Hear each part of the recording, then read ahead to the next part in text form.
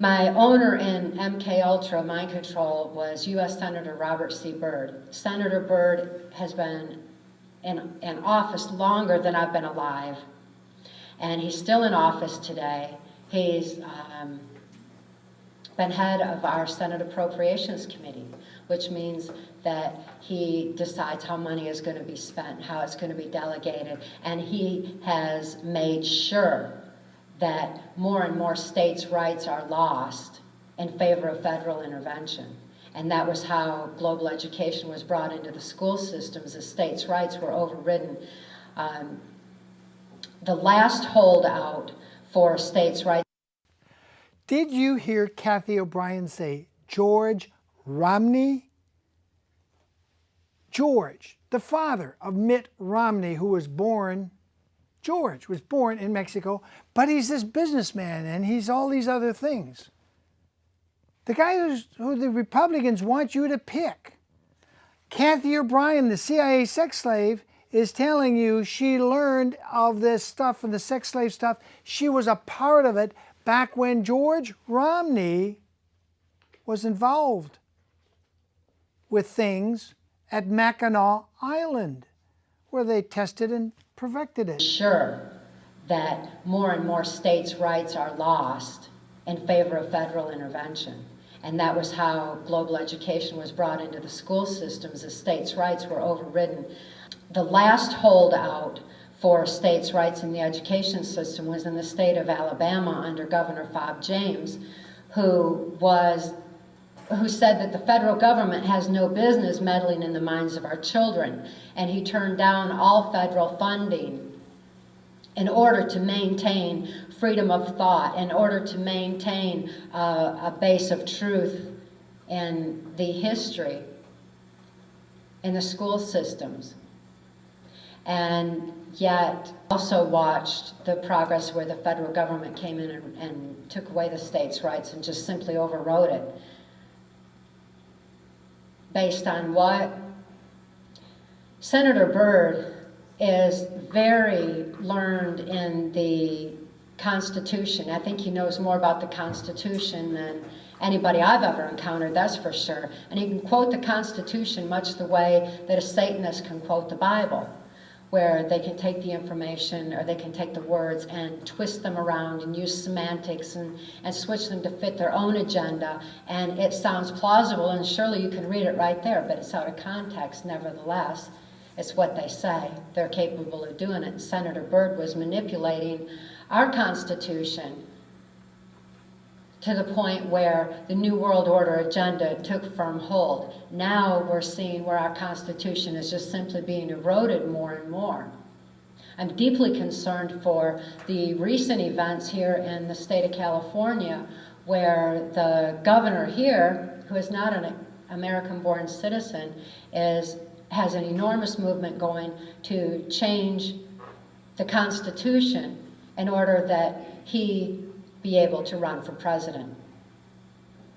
This governor that you all have is a good friend of George Bush's, and I've seen this forthcoming and have even talked about it now for nearly a decade, and yet it wasn't as pertinent as it is today.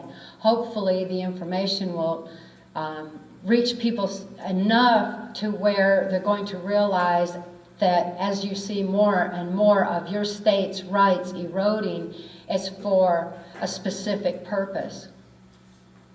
But money, again, is ultimately at the top of all this and is dictating the New World Order agenda.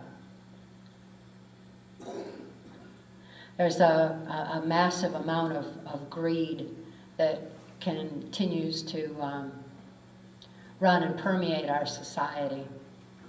The different criminal operations that I was forced to participate in during the Reagan-Bush administration are detailed in our book, Transformation of America. That information was compiled for Congress as testimony, and when upon the advice of federal attorneys, the information was released en masse in 1995. There's a number of, particularly then, there were a number of people in Congress who know how essential it is that good people have a knowledge base of truth and wake up and see what is going on in our country, to begin to realize how this transformation of America was taking hold far more so than it ever did in Nazi Germany. Mark and I just returned from Europe, and like he was saying, we spoke in Germany, and that was quite an experience. And to see so many people who have been affected by mind control directly, who have seen it in their own families, who are acutely aware of what social engineering is in society. They know what's happening in the United States. They've been talking about it for years that I'm aware of, particularly on the education aspect, because it was exactly what Hitler had implemented, and they were recognizing it. They were also recognizing the erosion of our medical system and how we were becoming more and more financially dependent in this state, and losing more and more of our individual rights to information control. But the compassion of people not only in Germany, but all over the world where Mark and I have been speaking out is very encouraging. To go outside this country, it's like a whole new world. I mean, it's such a privilege to see that people are awake and aware. They know what mind control is. They know that mind control has a firm grip on America right now, that there is a criminal faction in control of our government that is seeking to control the world. And it's inexcusable that we continue to follow leaders that we didn't elect. We know that these people that are in place right now weren't elected. They keep taking the elections. Consider that the electronic voting machines were manufactured by a key corporation that's one of the, among the very, very few that are actually controlling the media. They also manufactured our voting machines. And Dick Cheney is associated with that corporation, much the same way he is with Halliburton. I've known Dick Cheney through Gerald Ford since 1975. He is the most brutal person I've ever encountered personally, by far. But it's his attitude and his agenda that is so frightening. Who we have in position of president is a figurehead, the spokesperson, which is why back during the Reagan-Bush administration, while George Bush and Dick Cheney were running everything from behind the proverbial wizard's curtain or behind the scenes, then Ronald Reagan could be up front and say what they needed him to. Because he's an actor, because he was an actor, he was able to do that. But he wasn't the one who was running the country, not back then. And so it has gone now through various administrations. With Bill Clinton, for example, which was, I've known Bill Clinton since 1979 when he was governor of Arkansas, and I knew him through some CIA black ops that were involved in the CIA cocaine operations going through Mena, Arkansas. But Bill Clinton was being groomed to slip into the office of president because he would do and say what needed to be done, and he certainly had the ability to manipulate people with the way that he spoke. And therefore it was decided in 1984 that I heard him and George Bush talking at Swiss Villa Amphitheater in Lampe, Missouri, that when people became disillusioned with Republicans leading them into the New World Order, then Bill Clinton as a Democrat would be put into place. It happened. I had also, and this is in Transformation of America, and it was released in 1995. That information that had been compiled. Was aware of this for so many years, and also that George Bush Jr. was going to be put into the office of president, not as someone who could think for himself, but as someone who would do exactly what he was told to do. George Bush Jr. can deliver a speech very well, because all he has to do is voice it and mouth it exactly like he's told to do. But to ask him a question that he has to think of creatively, or to answer on his own, the tongue goes to the side of the mouth and he doesn't come off just very, very, very bright.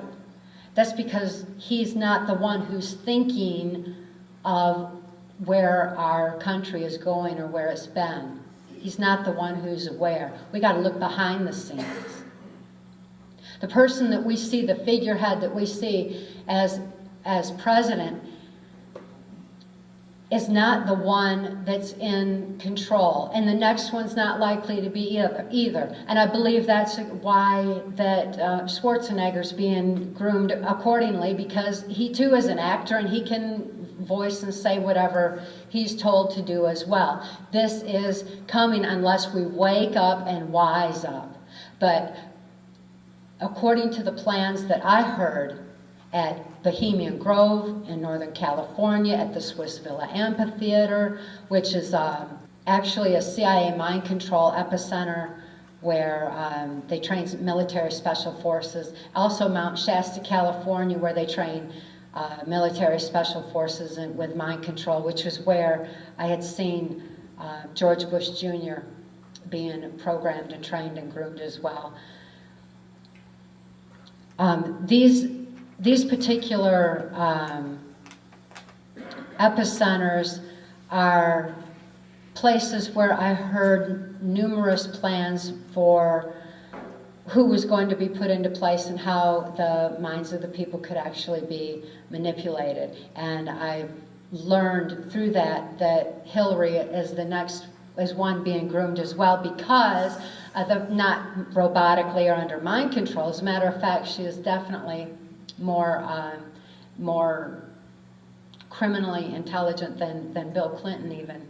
But since people in America have been socially engineered to forget the crimes during the Clinton administration and only think of the perversion, diversion, Lewinsky affair, the Hillary being paraded as an illusion of change as a woman is also forthcoming. So those are two very key people that are being maneuvered into place as well. We need to become aware of this. We need to learn to expand our thinking and realize what is going on. Because when you go outside this country, it's accepted knowledge that our president is under mind control. It's accepted knowledge that Dick Cheney is very much in control, and that George Bush Sr., his closest friend and comrade, has been for a long time. Those are two key people at the top of this pyramid of power that I'm aware of. And it's essential that we realize they've been in power for a long, long time, and it's inexcusable to leave them in anymore. It's inexcusable to keep following these leaders we didn't elect. So what can we do about it? That is very much motive behind Mark and I releasing our most recent book, Access Denied for Reasons of National Security. It contains much information on healing. It includes the exact formula, step by step, of how I recovered from my extreme mind control victimization. That same recovery methodism that set me free can set everyone free to be able to break away from the social engineering that's been put on society, to where a person can learn to expand their thinking a bit further.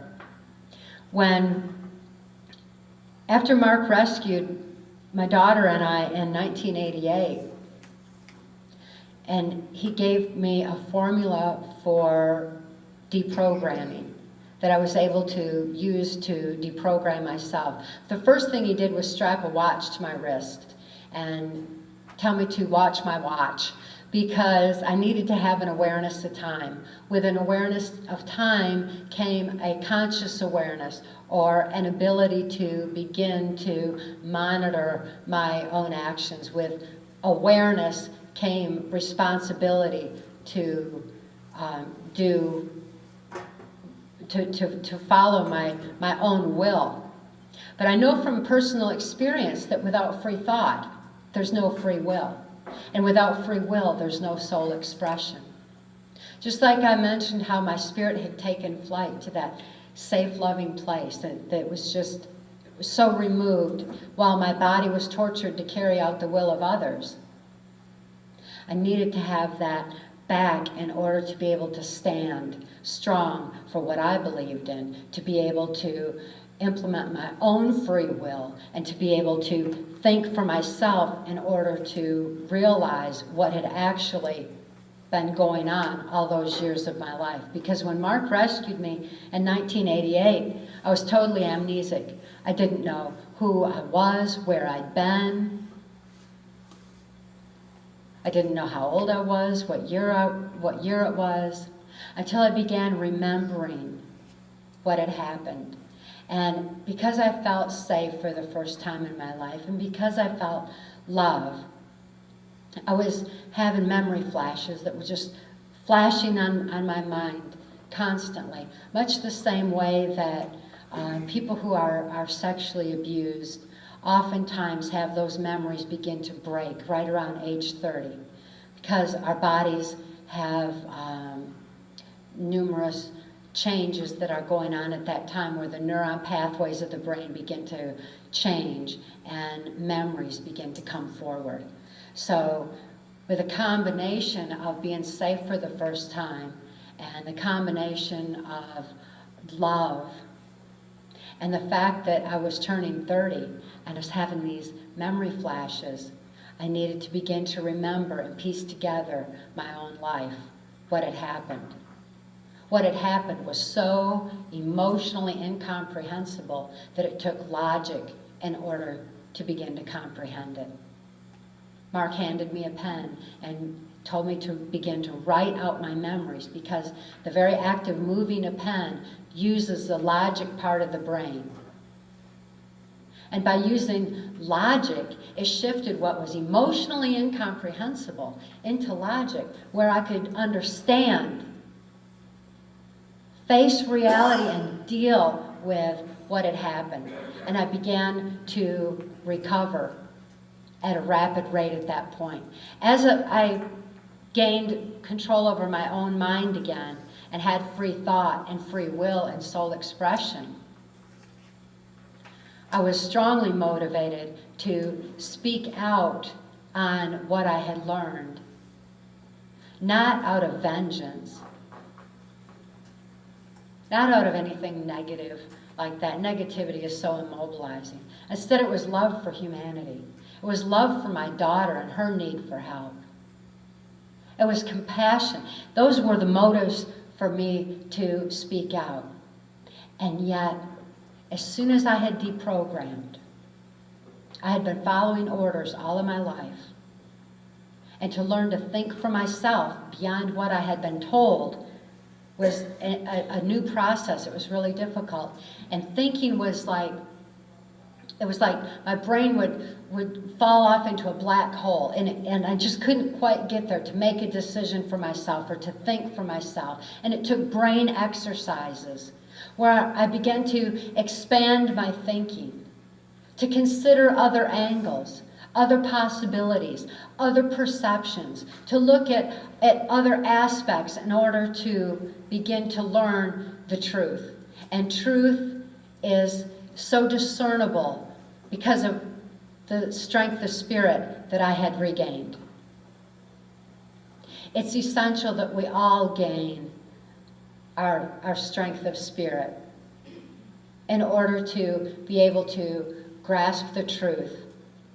And the same truth that made me free can make anyone free from any level of abuse and any level of misinformation, disinformation, or limited information, so that we can have a firm grasp on what's really going on. With that strength of spirit becomes an ability to have an inner peace. And that inner peace is essential for making a positive difference in our own environment and within our own self. And by having the strength of spirit and peace within, that is a first step towards world peace. How can we have world peace if we don't have any peace within? How can we know truth if we're fearful because we're ignorant? We've got to be able to learn to have our strength of spirit, to trust in the power of love, to grasp the truth, and realize that indeed it is truth that makes us free. So please, I encourage each and every one of you to go out into your own areas of life and among those that you love in your own families and raise that awareness and give them that thread of truth and give it with love, because love is the most powerful force in the universe, and it empowers people to have the strength of spirit to stand and make a positive difference for all of us. We need it today. Thank you.